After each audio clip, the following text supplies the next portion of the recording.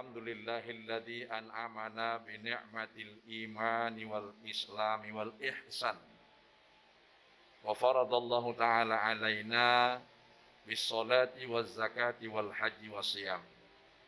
Ashhadu an la ilaha illallahul malikul haqqul mubin wa ashhadu anna Muhammadan abduhu wa rasuluh shadiqul wa'dil amin. Allahumma fasalli wa sallim wa barik ala hadan nabiyil karim war rasulil adim wa sallima tasliman katsira ala sayyidil mursalin wa ala alihi wa ashabihi wa man tabi'ahum bi ihsanin ila yaumiddin. Ma'asyiral muslimin rahimakumullah, usikum wa nafsi bi taqwallah faqad fadal muttaqun. Ittaqullah Ittaqullaha haqqa tuqatihi wa la tamutunna illa wa antum muslimun. Wa'lamu anna hadhihi dunya faniyah wal akhiratul baqiyah. Faqala Allah Ta'ala fi kitabil karim, a'udzu billahi minasy syaithanir rajim, bismillahirrahmanirrahim. Qul in kuntum tuhibbunallaha fattabi'uni yuhibbukumullahu wa yaghfir lakum dzunubakum wallahu ghafurur rahim. Sadaqallahul adzim. Summa qala Rasulullah sallallahu alaihi wasallam, al ulama warasatul anbiya. Bapak-bapak, saudara-saudaraku jamaah salat Jumat Masjid Safiyatul Amaliyah yang saya hormati, sebelum saya melanjutkan khutbah ini saya minta izin supaya suara saya lebih jelas. Selama menyampaikan khutbah saya melepaskan masker saya. Bersyukur kita kehadirat Allah Subhanahu wa Ta'ala pada hari yang ke-25 Ramadan 1442 Hijriah ini, kita tetap dapat melaksanakan kegiatan-kegiatan tanpa gangguan meskipun kita sedang satu, melaksanakan ibadah saum sebagai kewajiban, dan yang kedua melaksanakan ibadah sholat khususnya pada hari ini, hari Jumat, bertepatan tanggal 25 Ramadan 1442 Hijriah dalam keadaan sehat walafiat. Bekerja adalah ibadah, berpuasa dan sholat juga adalah ibadah. Keduanya tidak boleh terganggu, apalagi ibadah ritual seperti yang sedang kita lakukan sekarang ini. Kita mengikuti kegiatan sholat Jumat lebih dahulu mendengarkan khutbah secara khusyuk dan tawaduk dengan tema mencintai Allah lebih utama daripada makhluknya, bersama saya Buya Kiai Haji Amiruddin MS. Mengiringi rasa syukur ini, mari kita ucapkan salawat dan salam keharibaan junjungan kita Rasulullah Muhammad sallallahu alaihi wasallam. Allahumma salli ala Sayyidina Muhammad wa ala ali Sayyidina Muhammad. Selanjutnya, meskipun saya telah menyampaikan wasiat takwa di mukaddimah khutbah ini dalam bahasa Arab, saya ingin menegaskan kembali, marilah kita tingkatkan ketakwaan kita kepada Allah Subhanahu wa Ta'ala. Inna akramakum indallahi atqakum. Sesungguhnya orang-orang yang paling mulia di sisi Allah adalah orang-orang yang paling bertakwa.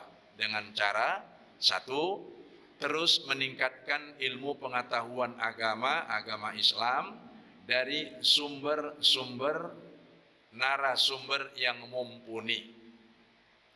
Boleh kita menambah ilmu dengan menggunakan fasilitas teknologi IT, tetapi harus dirujuk kepada narasumber yang mumpuni.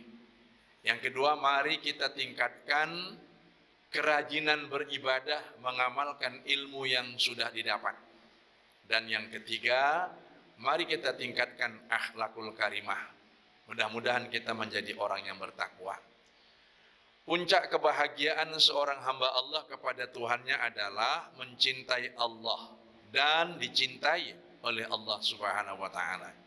Sebagaimana surah Ali Imran ayat 31 yang saya bacakan di depan tadi sebagai mukaddimah khutbah ini, katakanlah wahai Muhammad, apabila kamu mencintai Allah, maka ikutilah Rasulullah Muhammad SAW.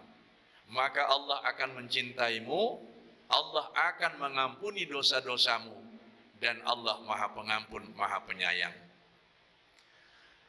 Syarat untuk mendapatkan cinta Allah adalah mencintai Allah dengan mengikuti Nabi Muhammad sallallahu alaihi wasallam. Tapi Nabi Muhammad sallallahu alaihi wasallam telah tiada. Namun beliau berpesan kepada kita, taraktu fikum amraini lan tadillu abada ma in tamassaktum bihima, kitab Allah wa sunnata rasulih. Aku tinggalkan kepada kalian dua pusaka untuk dipegang teguh. Apabila kalian istiqomah dengan memegang teguh pusaka itu, kalian tidak akan sesat selamanya. Itulah dia kitabullah Al-Quranul Karim dan sunnah Rasulullah Muhammad SAW. Berkaitan dengan itulah, maka kita perlu mengajarkan kepada putra-putri kita ilmu pengetahuan agama yang bersumber dari Al-Quran dan hadis. Sebaliknya Al-Quran juga adalah sumber ilmu yang dapat dipergunakan untuk mengelola alam semesta ini. Maka itulah terminologi dalam Al-Quran yang dipakai Allah untuk menyebutkan fungsi Al-Quran itu. Satu, hudan lil muttaqin. Dua, hudan lin nas. Tatkala Al-Quran adalah hudan lil muttaqin, ini adalah merupakan pedoman bagi orang yang beriman bahwa hidup ini tidak hanya di dunia, tapi berlanjut kepada kehidupan abadi di akhirat nanti. Dalam hubungan itulah maka perlu dipelajari ilmu ketuhanan yang lazim disebut dengan ilmu akidah atau ilmu kalam atau ilmu tauhid atau dikatakan juga ilmu ketuhanan. Yang kedua, perlu kita mempelajari bagaimana cara berhubungan kepada Allah, yaitu ibadah. Dan yang ketiga, bagaimana kita hidup mentaati hukum-hukum Allah, karena kita sudah menyatakan taat dan patuh kepada Allah lewat kalimah mulia la ilaha illallah. Konsekuensi daripada mengucapkan kalimah itu ialah tidak sekedar ucapan dan keyakinan, tetapi follow up dalam bentuk kepatuhan dan ketaatan terhadap aturan-aturan Allah berupa syariatnya. Bahkan secara individu kita wajib, bahkan pula kalau kita mampu mengeterapkan aturan Allah itu secara kolektif dalam kehidupan bersama, itu lebih baik. Dan inilah yang dikatakan kita membumikan syariat Allah. Yang kedua, kalau berkaitan dengan Al-Quran adalah hudan linnas, maka siapapun kita tidak boleh cemburu kalau mereka mampu mengeksplorasi alam ini dengan mempedomani Al-Quran. Karena banyak sekali ayat-ayat Quran yang memberi petunjuk tentang bagaimana fenomena alam sekaligus dapat kita jadikan jalan awal untuk mengelola alam ini. Bismillahirrahmanirrahim. Wabtaghi fima atakallahu daral akhirata wa la tansa nasibaka minad dunya wa ahsin kama ahsanallahu ilaik wa la tabghil fasada fil ard innallaha la yuhibbul mufsidin. Ambillah apa-apa yang telah disediakan Allah di alam ini untuk kamu kelola sebagai bekal akhiratmu, tetapi jangan lupa menikmati bagianmu di dunia ini. Berbuat baiklah kamu dengan apa yang kamu dapat itu, kemudian jangan melakukan kerusakan di muka bumi. Allah tidak menyukai orang-orang yang berbuat kerusakan di muka bumi. Surah Al-Qasas ayat 77. Ayat ini oleh masyarakat dunia sekarang dieksplor untuk kemudian menjadi penuntun bagaimana mengelola alam ini. Dan mereka berhasil secara maksimal. Sebagai contoh, ketika mereka melihat gunung, bedanya dengan kita lihat gunung, itu adalah pemandangan yang indah, lalu kita pergi ke sana berwisata. Foto-foto, itulah pekerjaan kita. Mereka tidak. Mereka teliti gunung itu. Apa apa kira-kira nilai tanah atau batu yang ada di gunung itu? Mungkin dapat digunakan untuk membuat bahan baku granit. Atau mereka mengeksplor lebih jauh lagi ada apa di bawah gunung itu. Sampai kemudian mereka bisa pula membuat riset yang luar biasa terhadap gunung itu. Akhirnya mereka kadang-kadang lebih tahu lagi daripada umat Islam. Padahal sumbernya adalah Al-Quranul Karim. Oleh karena itu, Yayasan Pendidikan Safiatul Amaliyah telah melakukan upaya ke sana, artinya menjadikan para santri, siswa dan siswi tidak hanya menjadikan Al-Quran hudan lil muttaqin, tapi hudan linnas, karena kita juga perlu mengolah alam ini. Bedanya dengan mereka yang hanya menggunakan Al-Quran sebagai hudan linnas, mereka tidak perlu tahu siapa yang menciptakan alam ini. Sehingga teman-teman kita di Eropa, di New Zealand, di Jepang, dan di berbagai belahan dunia, mereka sudah tahu bahwa alam ini ada penciptanya. Dan mereka tahu rumus alam ini, kalau kita jaga alam ini, kalau kita berbuat baik kepada alam ini, dia akan memberikan yang baik juga kepada kita. Contoh yang paling gampang, kalau ada rumput di depan rumah kita, sering kita siram, maka dia akan hijau dan indah dipandang mata, memberikan oksigen. Tapi kemudian kita tanya, siapa yang menumbuhkan rumput itu? Mereka mengatakan, I don't care about that, that is naturally. Saya tidak peduli dengan itu adalah alam. Nah, kita menelusuri lebih dalam lagi. Kalau begitu, yang menciptakan alam itu siapa? Nah, disinilah kita bedanya dengan mereka. Lalu kita mengatakan, Allahul ladzi khalaqas samawati wal ard wa ma bainahuma. Allah yang menciptakan langit dan bumi dan apa-apa yang ada di dalamnya. Oleh karena itu, mencintai alam untuk dikelola boleh. Karena kalau tanpa cinta, kita tidak akan mampu mengelola dan merawat alam itu. Tetapi harus lebih cinta kepada yang menciptakan alam itu, yaitu Allah Subhanahu wa Ta'ala. Bagian kedua, untuk bisa tumbuh rasa cinta kepada Allah, bagaimana caranya? Kita harus mengenal Allah. Siapa dia?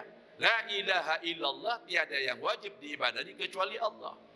Lalu yang kedua, ikutilah tuntunannya yang dibawa oleh Nabi dan Rasul, itulah Al-Quranul Karim. Yang ketiga, ikutilah orang yang menjadi teladan, yaitu Nabi dan Rasul, khususnya Nabi Muhammad Sallallahu Alaihi Wasallam.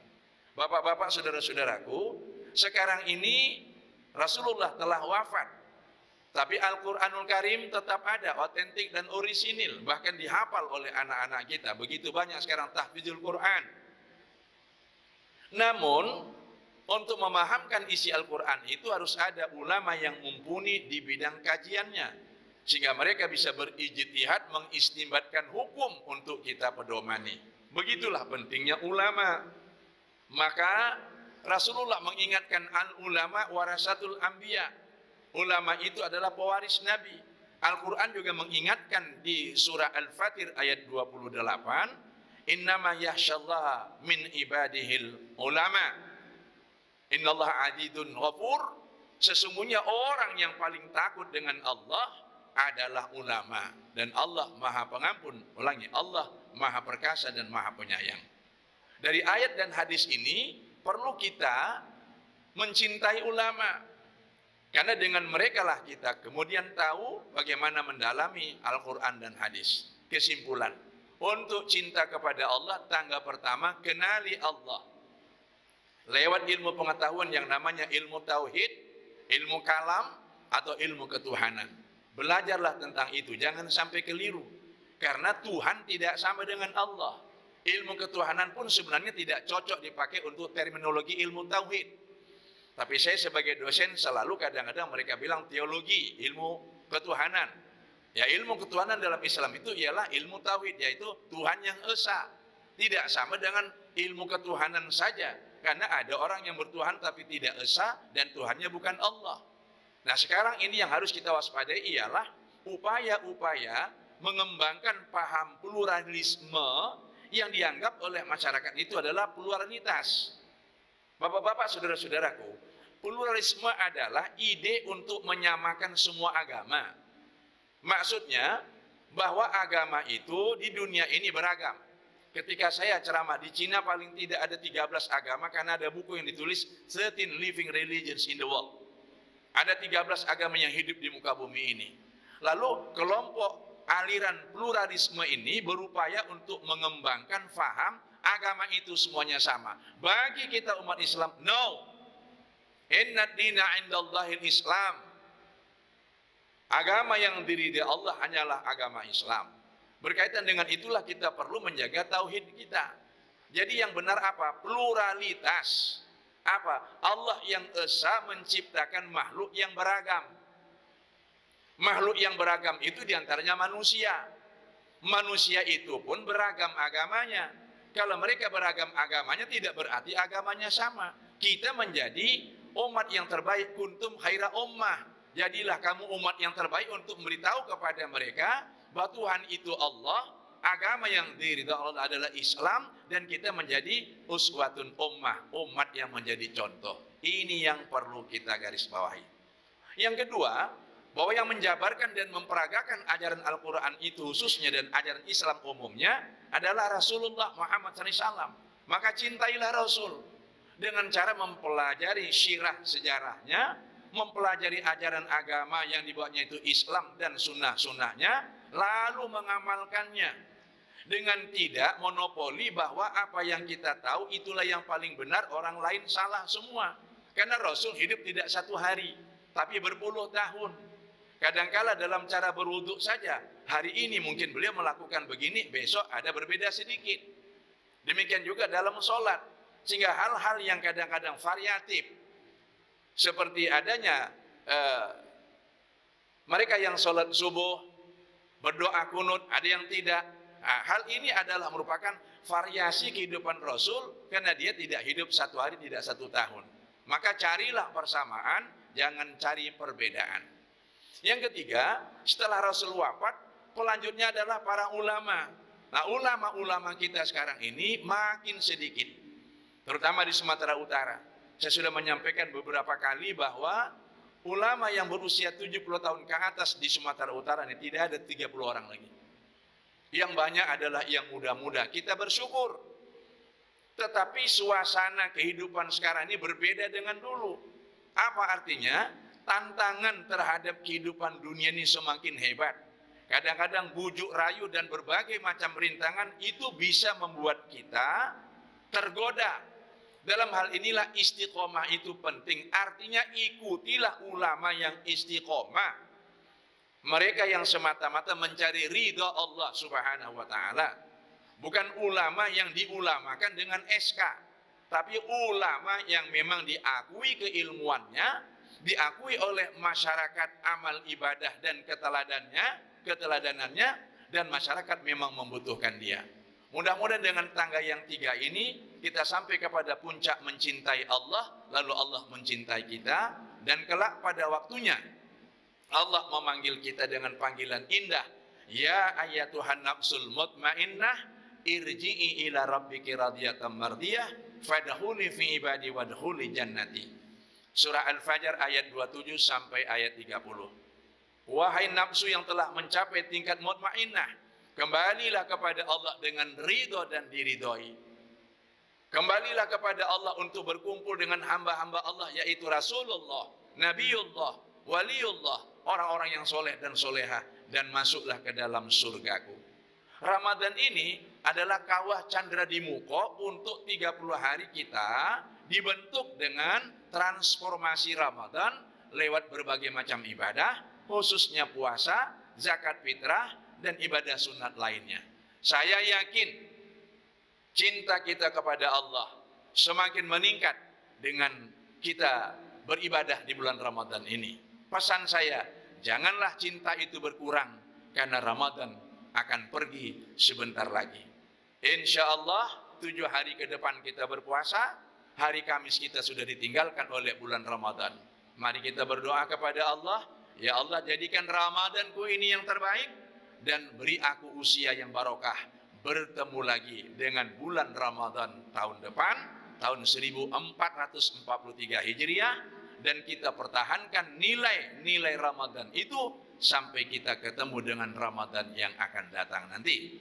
Demikian khutbah saya hari ini, semoga bermanfaat. Terima kasih. A'udzubillahi minasyaitonirrajim. Bismillahirrahmanirrahim. Syahrul Ramadan alladzi undila fihil Qur'an hudan linnasi wa bayyinatin minal huda wal furqan. Faman syahida minkumus syahra falyasum. Wa man kana maridan aw 'ala safarin fa'iddatun min ayyamin ukhar.